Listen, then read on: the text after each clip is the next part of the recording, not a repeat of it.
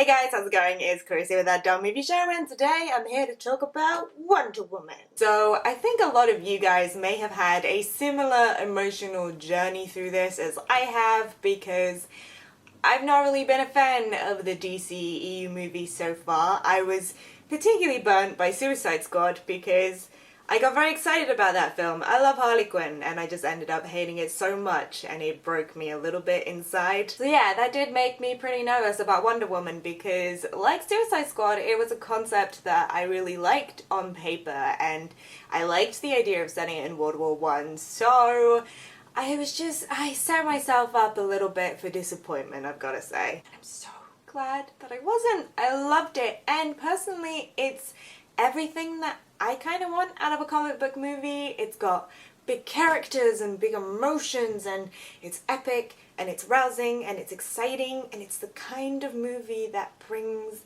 everyone together. It's the kind of film that everyone can just enjoy together. It's definitely not flawless, and it falls prey to a number of the usual superhero cliches. Namely, I don't think they handled the villain all that well, and there's also way too much CG, and both of those things collide together in the old big climactic battle CG explosion action blah blah blah. You know exactly what I'm talking about. It's in this film, and it's definitely the weakest point of the entire thing. But having said that, I think there is such a force of pure emotion behind every single scene in this movie and behind Wonder Woman's motivations that even that big CG battle, you can feel the stakes a lot more readily than with a lot of the other big CG battles.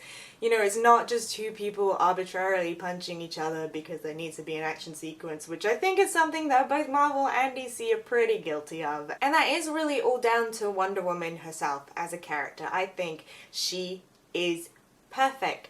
I don't know how you could do that character any better. I think Gal Gadot is so perfectly cast in the role. She's so warm and funny, and I think her and Patty Jenkins, the director, are such a dream team. They just understand who Wonder Woman is, what her cultural legacy is. And it's all about truth and justice, and that very pure and powerful feeling of wanting to do what is right. And that is what drives every single one of her actions, and it's also the source of her greatest conflicts. And yeah, that's just what Wonder Woman is to me. It's everything that she is. And I don't know, I feel like what makes this film feel particularly special is that it is so truly and purely about heroism and what it means to be a hero. You know, the risks and the sacrifices and the compromises and the dedication. And I've got to say, I feel like a lot of other superhero films tend to be a little bit more about power and the responsibility of power. What do you do when you have this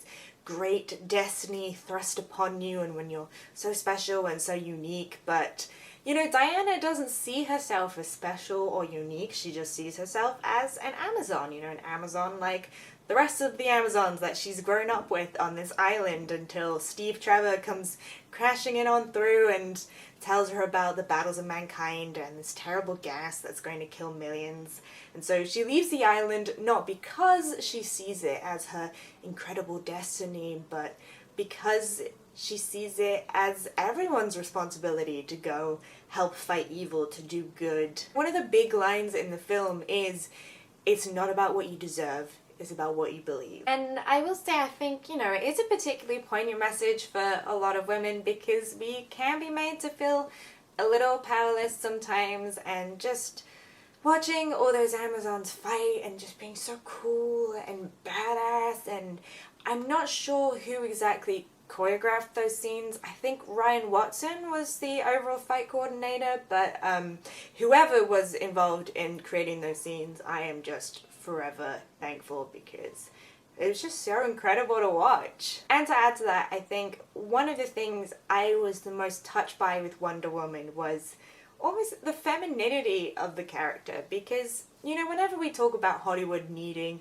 more female leads and more female action heroes, the response I always hear is, oh, well, you've got Ripley and you've got Sarah Connor and you've got Furiosa, why are you complaining? But as much as I adore Ripley and I love Furiosa, those are two of my just favourite characters of all time, I don't see that much of myself in them. I don't identify with those two women, but you know what? I do kind of identify with Diana and identify with the Star Wars ladies, I identify with Rey and Jyn, and you know, it's made me so happy to see that variety in female heroes, you know, that you don't have to possess a certain amount of masculine traits or feminine traits or any kind of traits. You don't have to be a certain kind of woman to be a hero, in the same way that both Spider-Man and Batman can be heroes. Obviously the next step is we don't just want that variety for white people, but I think it's been really comforting and nice to see that. And last but not least, I will give Chris Pine a quick shout out because I thought he was great in this film and really funny, and he has definitely improved his standing in the great ranking of Chris's. So yes, I loved Wonder Woman. It is my kind of comic book film, and also I would recommend it for everyone, even if you're not really a comic book fan, because I think it has such universal appeal. It works really well just as like an action epic adventure with a great hero. So if you've had a chance to see Wonder Woman, I would love to know what you guys thought. You can let me know down in the comments below, or you can hit me up on Twitter, details down in that description box. Also, don't forget to like and subscribe so we can hang out and talk about movies. I'll see you guys soon. Bye!